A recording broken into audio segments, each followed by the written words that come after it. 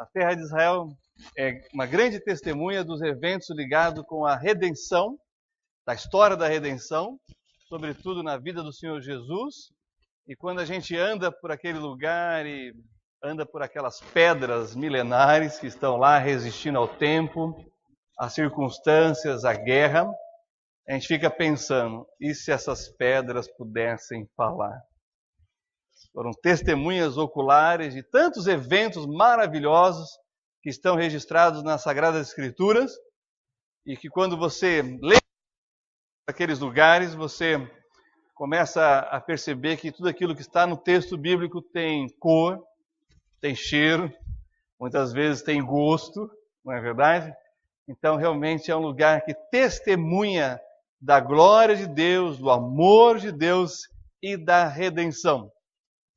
E a mensagem está ligada com aquilo que acabamos de celebrar, que é a ceia do Senhor, esse memorial que aponta para a morte, sepultamento e ressurreição de Cristo.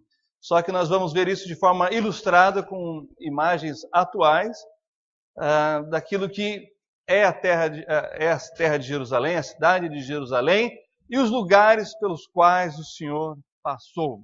Então, acompanhe comigo Mateus capítulo 21, versículo 1, que diz: E quando se aproximaram de Jerusalém e chegaram a Betfagé, ao Monte das Oliveiras, enviou então Jesus 2 discípulos, dizendo-lhes para ir buscar o jumentinho, filho de jumenta, para que Jesus entrasse em Jerusalém. E aqui marca aquela semana que antecede a morte do Senhor Jesus, a paixão de Cristo. E essa imagem aqui, essa foto, ilustra bem essa passagem e nós vamos entender um pouco do que isso significa. Primeiro, o Senhor Jesus está vindo do norte. E é interessante, mesmo que você venha do norte, quando você chega em Jerusalém, você sobe. Porque Jerusalém está a 700 metros acima do nível do mar. Então, mesmo que você venha do norte, não é do alto, quando você chega em Jerusalém, você tem que subir para Jerusalém. De qualquer outra direção, chegou em Jerusalém, você tem que subir. O termo hebraico é aliar, é elevar-se. Então não é só uma questão física de você estar indo mais para cima, mas de você ter como propósito elevar-se espiritualmente à presença de Deus. De fato, Jerusalém causa alguns espantos nas pessoas, inclusive existe também lá a síndrome de Jerusalém. O que é a síndrome de Jerusalém? Algumas pessoas que vão visitar Israel e sobem para Jerusalém e de repente acham que é algum dos profetas. Teve um que achou e disse que era Davi, o rei Davi. Bom, existe essa síndrome, é estudado esses casos e você pode encontrar isso aí na internet.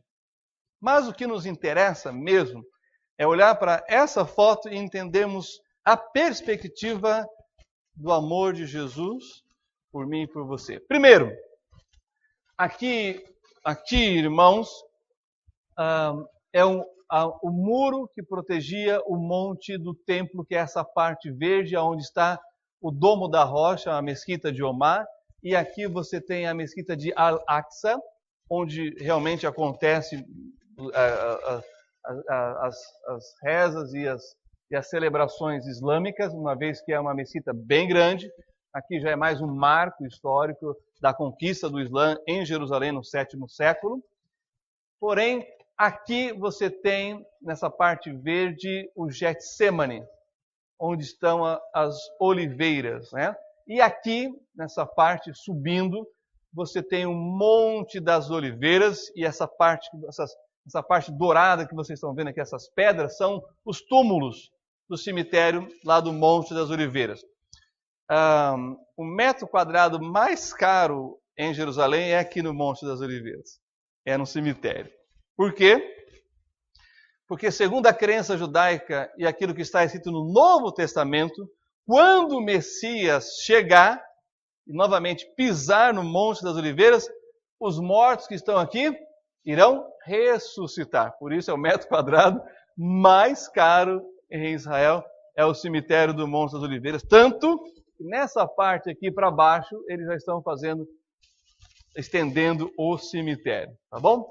O que é interessante destacar também é que aqui, nessa parte embaixo, você tem o Vale de Cedron e aqui você tem o Vale de Rinom, que vai circuncidar, né, a cidade de Jerusalém.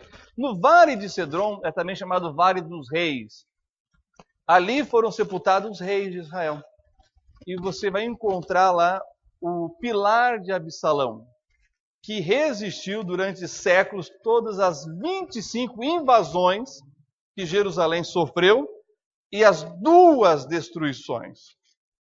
Então nós estamos falando aí de 3.000 anos de história em que Jerusalém foi atacada, e dessas 25 vezes que Jerusalém foi atacada, 2 vezes ela foi destruída. Também você vai encontrar o túmulo do profeta Zacarias. Está lá o mausoléu de pedra, de algumas toneladas, e é por isso que existe. Porém, subindo mais para cá, nessa parte, subindo do Vale de Cedron para o Monte das Oliveiras, nessa parte aqui, você vai encontrar uma caverna onde foram sepultados os profetas Ageu, Malaquias e Sofonias.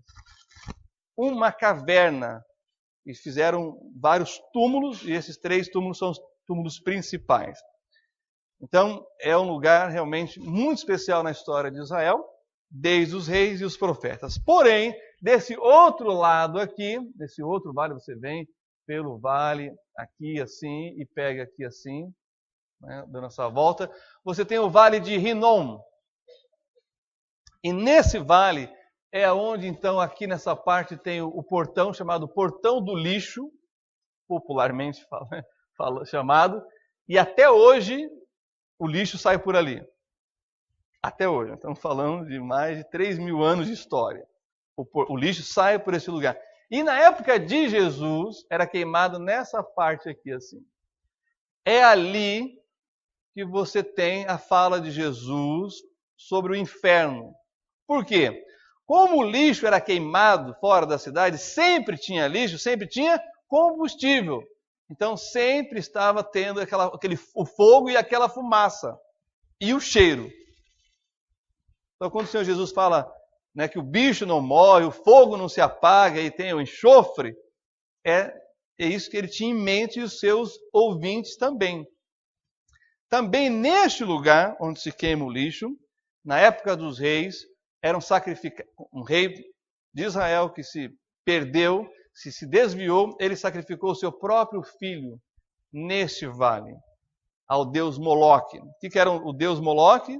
Era uma estátua de bronze, que o ventre era e era colocado lenha.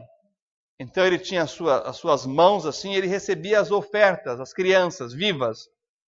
E ele então jogava as crianças, tinha um mecanismo que ele jogava as crianças para dentro do ventre. E elas eram queimadas vivas ali.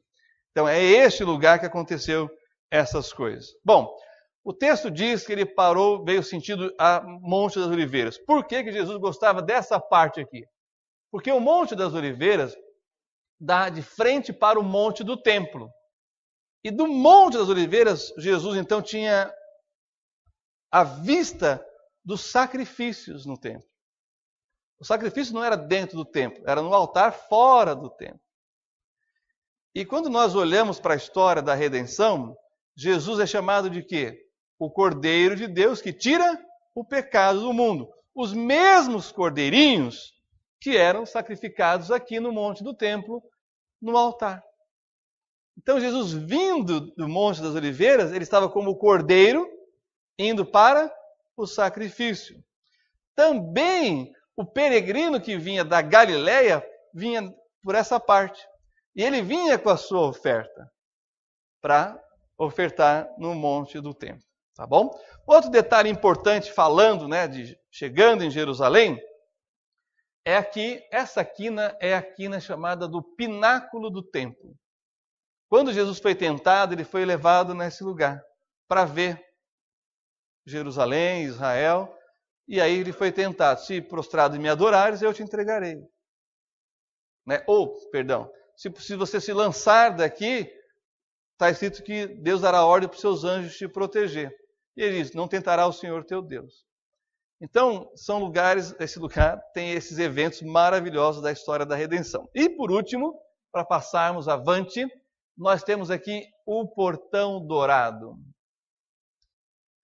Jerusalém tem 8 portões, mas esse é especial. Por quê? Porque é por esse que o Messias entraria em Jerusalém. Jesus entrou por esse portão na semana da Páscoa. Só que no século VII, quando os muçulmanos conquistaram Jerusalém, para impedir essa profecia de acontecer, o que eles fizeram, os muçulmanos? Eles fecharam esse portão e construíram um cemitério árabe aqui na frente, para que o Messias judeu não se contaminasse no cemitério para entrar em Jerusalém. Só que, ao fazerem isso, eles estão cumprindo uma outra profecia, que diz que quando o Messias saísse do templo, ele levaria a sua glória junto. E o portão seria fechado, ou seja, encerrado. Então, ao fazerem isso, eles estão cumprindo a profecia bíblica. Agora, nessa parte, isso na parte de Jerusalém, porém na parte do monte do templo, onde havia o templo, nós temos algo interessante para falar, depois no futuro vamos ver com mais detalhes. Segundo os especialistas, o templo deveria estar ou aqui onde está a mesquita, ou aqui na frente do Portão Dourado. Se for onde está o Domo da Rocha, a mesquita de Omar, os judeus já têm tecnologia para mover essa mesquita daqui para um outro lugar. Porém, eles estão divididos, porque alguns acreditam que o templo deveria estar nessa direção aqui, ou seja, ao lado, e não no lugar. E aí é interessante também, porque segundo a lenda islâmica, você aqui em cima, e aqui, irmãos, são vários campos de futebol, não é pequeno lugar, é grande. Se você ouve a lenda islâmica, aqui nessa direção do Portão Dourado para cá, tem uma cúpulazinha, um coretozinho chamado de Cúpula dos Espíritos. Os muçulmanos que fizeram, os muçulmanos que deram o nome. Por quê? Porque quando eles conquistaram Jerusalém, eles foram para as galerias internas em busca do ouro. Esse monte é um queijo suíço. Os arqueólogos estão escavando até hoje e achando coisas, inclusive ouro, anéis, moedas e assim por diante. Desceu um soldado islâmico e não voltou, se perdeu na galeria. Aí foi um outro soldado atrás, não voltou, o terceiro não quis ir. Isso é a lenda islâmica, está na história islâmica. Então o que eles fizeram? Fecharam e criaram essa cúpula e ali é um lugar sagrado. Bem, se você então parte da premissa que o templo seria na direção do Portão Dourado, essa cúpula, de acordo com o tamanho do templo, sabe o que estaria ali? O lugar chamado Santo dos Santos. Ou seja, era o lugar onde só o sumo sacerdote entrava uma vez por ano. Tendo isso em mente, Jesus está descendo do Monte das Oliveiras, ele vai passar então para Jerusalém. Mas e aí então nós temos a ceia, a Páscoa que ele participa, ele estabelece a ceia do Senhor, e agora, irmãos, vai para frente, Mateus capítulo 26, e nós vamos ler os versículos 36 e 47 a 56. Mateus capítulo 36, diz assim o versículo 36. Jesus pega os seus 12 discípulos e vai para o Monte das Oliveiras. Porém, ele passa pelo Getsêmani, que está no pé do Monte das Oliveiras. E diz assim: então chegou Jesus com eles a um lugar chamado Getsêmani e disse a seus discípulos: assentai-vos aqui enquanto vou além orar. E ele vai orar, ele vai suar gotas de sangue, ele vai dizer: Pai, se possível, passa de mim esse cálice, mas seja feita a tua vontade, não a minha, não é? E aquela pressão espiritual é tão grande que os discípulos dormem, e ele volta e acorda os discípulos e pede para orar mais um pouco com ele, eles voltam a dormir. Só que o Getsemane é até hoje lugar de oliveiras, porém era de plantação de oliveiras. Então a palavra Getsemane quer dizer lugar da prensa, lugar onde se faz o óleo. E essa plantação é uma plantação muito especial, porque é com esse óleo que era abastecido o templo com o azeite da menorá, do castiçal, e era com esse óleo que se ungiam os sacerdotes, os profetas e os reis. Então, o lugar da prensa é um lugar, irmãos, onde vai se esmagar a azeitona para tirar o quê? O azeite. Então, o que era primeiro feito? Você coloca a azeitona no lagar e você então faz pressão sobre ela. Pressão. E aí sai o primeiro azeite. Esse primeiro azeite é do templo. A segunda prensa, a segunda qualidade de azeite, é para a alimentação. E aí aperta a terceira vez e o que sai é para os animais, para misturar junto com a ração. Só que você tirou o azeite. Falta o que agora? A carne da azeitona. E como é que era feito isso? Ela só foi esmagada. Era colocada numa madeira cheia de pregos ou pedras cravadas e você colocava a azeitona ali sem o azeite e colocava outra tábua em cima e fazia isso aqui. E assim você tirava a carne da azeitona. É esse lugar que o Senhor Jesus está suando gotas de sangue, porque Ele está recebendo sobre si a iniquidade de todos nós. Por isso que o Getsemane é um lugar muito especial. E essas oliveiras que vocês estão vendo aí, tem uma que eles calculam em torno de 1.500 anos. Então nós não temos em Israel oliveiras de 2.000 anos, que seriam testemunhas oculares daquilo que aconteceu, né, com o Senhor Jesus. Mas temos oliveiras de 1.500 anos nesse jardim no Monte das Oliveiras, no jardim do Getsemane. Tá certo? Agora acompanhe comigo o versículo 47 a 56 que diz: E estando ele ainda a falar, eis que chegou Judas, um dos 12, e com ele grande multidão com espadas e varapaus, enviada pelos príncipes dos sacerdotes e pelos anciãos do povo. E o que o traía tinha lhes dado um sinal, dizendo: que eu beijar é esse, prendei-o. E logo aproximando-se de Jesus, disse: Eu te saúdo, Rabi, e beijou-o. Jesus, porém, lhe disse: Amigo, a que vieste? Então, aproximando-se eles, lançaram mão de Jesus e o prenderam. E eis que um dos que estavam com Jesus, estendendo a mão, puxou a espada e, ferindo o servo do sumo sacerdote, cortou-lhe uma orelha. Então Jesus disse: Embainha a tua espada, porque todos que lançarem mão da espada, a espada morrerão. Ou pensas tu que eu não poderia agora orar a meu Pai, e que ele não me daria mais de 12 legiões de anjos? Como, pois, se cumpririam as Escrituras que dizem que assim convém que aconteça? Então Jesus disse à multidão: Saístes como para um salteador, com espadas e varapaus, para me prender? Todos os dias me assentava junto de vós, ensinando no templo, e não me prendestes. Mas tudo isso aconteceu para que se cumpram as Escrituras dos profetas. Então todos os discípulos, deixando-o, fugiram. O que é importante aqui? Primeiro, a prisão. Ele vai ser preso no Getsemane. Mas a segunda coisa mais importante é: tudo vai acontecer de acordo com o que fora profetizado. Ou seja, irmãos, o Senhor Jesus, na eternidade passada, já havia se oferecido para esse momento.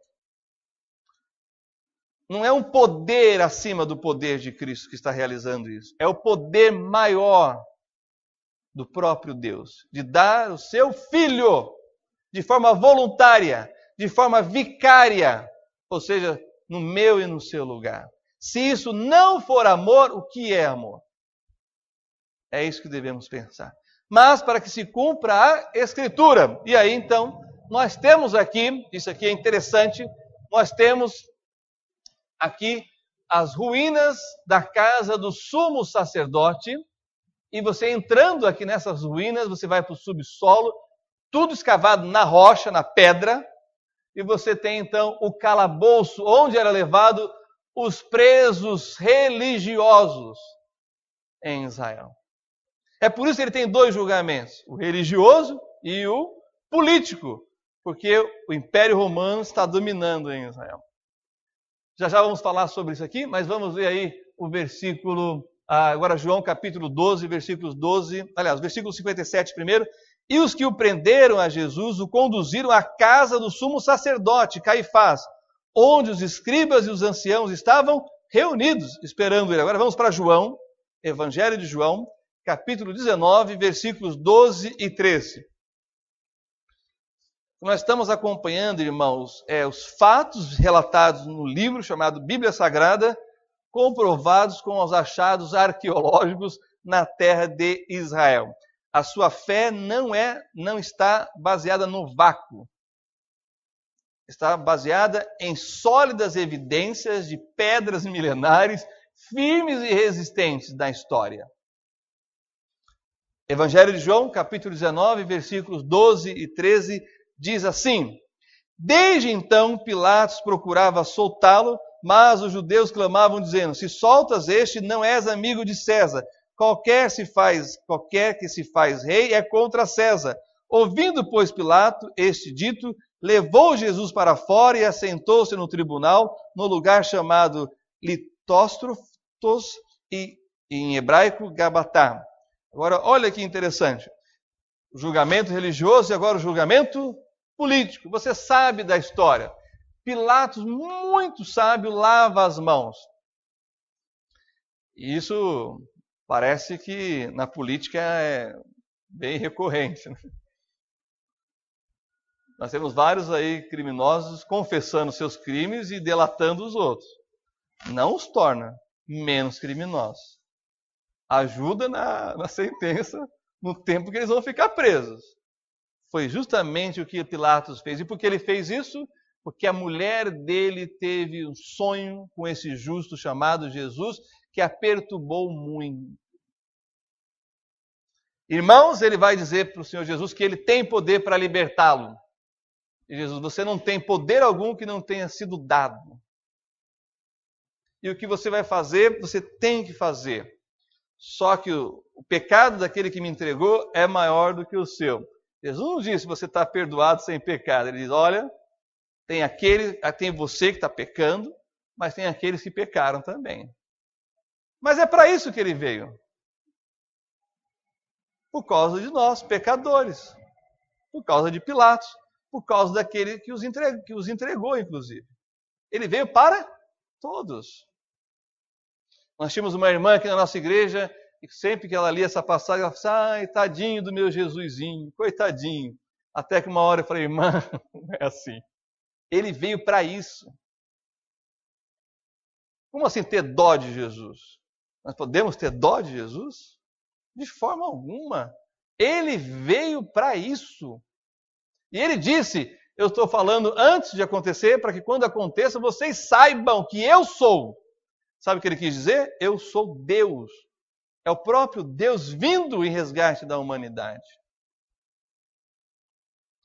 É interessante quando você anda em Israel, que os lugares escavados, e eles estão escavando até hoje, e sempre descobrindo novas coisas, é o seguinte: quando você escava algo, você tem que preservar aquela área.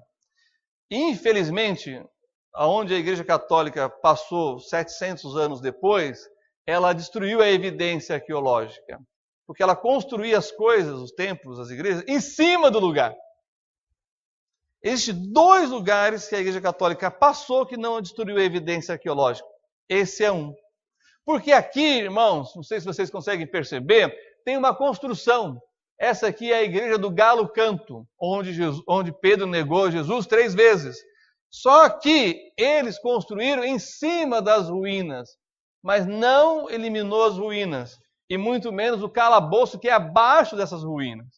Em um outro lugar apenas, que é lá em Cafarnaum, sobre a casa de Pedro, eles construíram uma igreja mais suspensa. Porque quando você constrói no lugar, você acaba com a evidência arqueológica. É por isso que andando em Israel tem as placas, tem 2 tipos de placas. A primeira placa diz assim, segundo a tradição, aqui foi tal lugar. que isso quer dizer? Que não tem evidência arqueológica. Eles construíram alguma coisa em cima mas tem a evidência histórica. Pode ser que sim. Mas aonde eles cavaram e encontraram, aí não tem segunda tradição. Aí é direto, aqui, tal e tal lugar. Então é importante você saber fazer essa leitura. Segunda tradição e onde não tem a palavra tradição. Então esses dois lugares, eles não conseguiram destruir as evidências arqueológicas, graças a Deus. Porque onde construíram o templo, você não sabe se era ou não era, porque não dá mais para escavar, porque eles tiraram as evidências arqueológicas. Bem, a prisão do Senhor Jesus. Mas tem uma questão muito importante, porque ele sai da cidade com a cruz. Ele foi julgado dentro da cidade. Mas para ser crucificado, morto e sepultado, tem que ser fora da cidade. E por onde que ele sai? Pelo portão de Damasco. Por que chama-se portão de Damasco, né? Porque é o portão que dá a saída em direção a Damasco, na Síria. E aqui, irmãos, é muito interessante, porque você também tem aqui acesso para Hebrom. É a rodovia que leva para Hebrom. Aliás, quando você sai do portão de Damasco, a placa está dizendo Estrada Hebrom. É até hoje assim. Por que isso é importante? Já vou explicar. Mas primeiro, o que nós vamos ver na sequência é o lugar onde o Senhor Jesus foi crucificado e sepultado. Não podia ser dentro da cidade. Até hoje é assim nas cidades, né? O cemitério é fora da cidade. Tá certo? Guarde isso daqui e vamos ler aqui o texto em João, versículos 38 até o versículo 42. Diz assim: depois disso, José de Arimateia, o que era discípulo de Jesus, mas oculto por medo dos judeus, rogou a Pilatos que lhe permitisse tirar o corpo de Jesus. E Pilatos lhe permitiu. Então foi e tirou o corpo de Jesus, e foi também Nicodemos, aquele que anteriormente se dirigira de noite a Jesus, levando quase 100 arratéis de um composto de mirra e aloés. Tomaram, pois, o corpo de Jesus e o envolveram em lençóis com as especiarias, como os judeus costumam fazer na preparação para o sepulcro. E havia um horto naquele lugar onde fora crucificado, e no horto um sepulcro novo, em que ainda ninguém havia sido posto. Ali, pois, por causa da preparação dos judeus e por estar perto daquele sepulcro, puseram a Jesus. O que isso quer dizer para a gente? Que não pode ser dentro da cidade, que era um lugar fora da cidade. E aí então nós estamos falando da crucificação de Cristo fora da cidade. E aí, só para fechar, olha só João 19, versículo 16. Então, calma aí, deixa eu ver aqui. Isso. Então, consequentemente, entregou-lhe para que fosse crucificado e tomaram Jesus e o levaram para fora da cidade. Sempre essa ideia, fora da cidade. Tenha isso em mente. Bem, quando nós falamos da crucificação, nós temos que ter em mente alguns elementos importantes. Primeiro, a cruz. Esse era o formato da cruz. Mas os romanos crucificaram muita gente. Quando não tinha esse formato, era numa estaca, era numa árvore, era em qualquer lugar. Mas o modelo padrão é esse daqui. Tá bom? Outra coisa, esse daqui são pregos do primeiro século. Ou seja, pregos romanos da época de Jesus. Está lá no museu em Londres. E aqui você tem uma ossada de um crucificado também do primeiro século, que se encontra no Museu Britânico. Olha que interessante, aqui é a parte do pé, né? E aqui é a mão. E olha só onde está o osso, aqui. Não é na palma da mão, é aqui, ó. Porque essa parte aqui, em hebraico, é um nome só. Sabe, mão, braço, antebraço, essa coisa é moderna. É da medicina moderna. Na época bíblica, tudo era mão. Daqui até aqui. Aliás, quando eles vão dar o nome para a colher, que a colher também é uma coisa nova, eles chamam de... mão em hebraico é yad. Então, em hebraico, colher é kaf yad. Kaf, então, é essa parte da palma da mão. Olha só, você tem a palma da mão, você tem o braço. E aí você pega a comida e aí você tem colher. Entenderam? Ótimo. E aqui a coroa. Essa coroa de espinho era uma espécie, é até hoje uma espécie de capim que tem lá em Jerusalém. É um capim que seca e fica duro, mas ele ainda é flexível, com espinhos que pode ser assim, assim, depende. Era com esse tipo de capim que os israelitas faziam as suas cercas para proteger os seus terrenos dos coiotes, dos chacais, dos lobos. Era com essa cerca que eles protegiam o seu gado.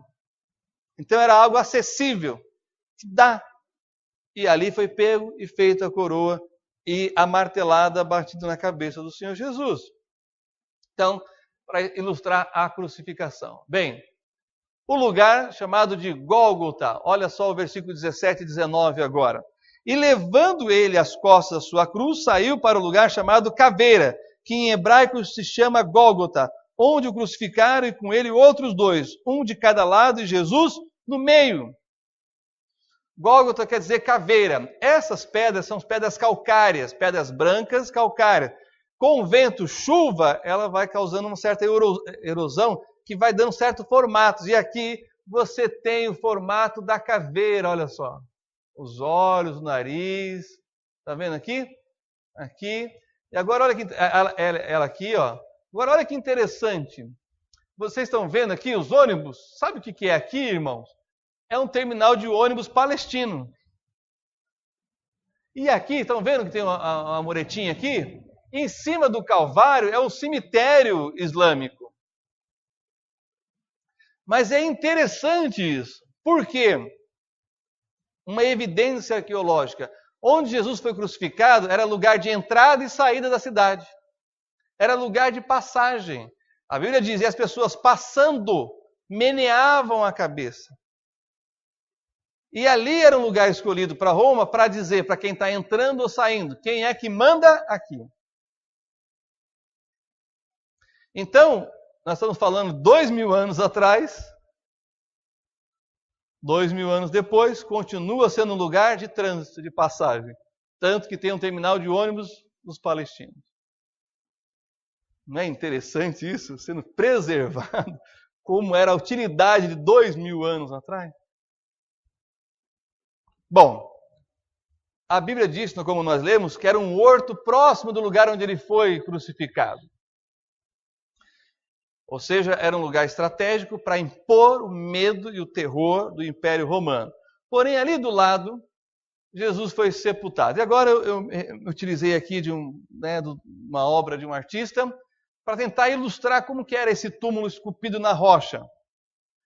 Então, essa muretinha aqui é importante para girar a pedra, estaria aqui. Aqui o acesso ao lugar e aqui um acabamento. Mas percebam que é uma rocha. E no caso do Senhor Jesus, o túmulo de José de Arimateia e tinha a guarda romana para proteger, para que o corpo não fosse roubado. Por que se girava uma pedra? Que como não foi sepultado na terra, para impedir que os animais carniceiros, aves de rapina, violassem o corpo. Tá bom? Essa é a ideia. Em Jerusalém, desde que os arqueólogos estão escavando, só acharam 3 túmulos parecidos com esse. E só esse que nós vamos ver agora preenche todos os dados que está nos evangelhos, que é o jardim do túmulo. Então, olha que interessante. Vocês estão vendo aqui a muretinha para rolar a pedra? Está vendo aqui, ó, o formato de onde seria a pedra e aqui o que seria a porta. Mas olha só, está tudo verdinho ao redor. É a mesma pedra calcária. O que é interessante, então, nessa parte de verdinha? Que os arqueólogos acharam um poço com água. Ou seja, para ter um jardim, você precisa de água. E esse, então, preenche todos os requisitos. Sai pelo portão de Damasco, é um lugar de saída, está do lado do Calvário. Esse seria, então, o lugar, biblicamente, onde o Senhor Jesus foi sepultado. Porém, tem um santo sepulcro dentro da cidade, onde é dito que lá é que foi sepultado o corpo do Senhor Jesus. Só que tem um problema, está dentro da cidade. Mas descobriram um muro mais para dentro da cidade, em que coloca o túmulo para fora. Mas, como eu disse, os católicos chegaram lá, centenas de anos depois, e acabaram com a evidência arqueológica. Então, não tem nada disso que nós lemos na Bíblia. Mas eles dizem, está vendo? Está fora da cidade. A questão é, quando você vai ler o profeta Ezequias, quando ele vai ser, o rei Ezequias, quando ele vai ser sitiado pelo Senaqueribe, ele manda construir muralhas dentro da cidade. Por que ele faz isso? Muralhas de defesa, de contenção.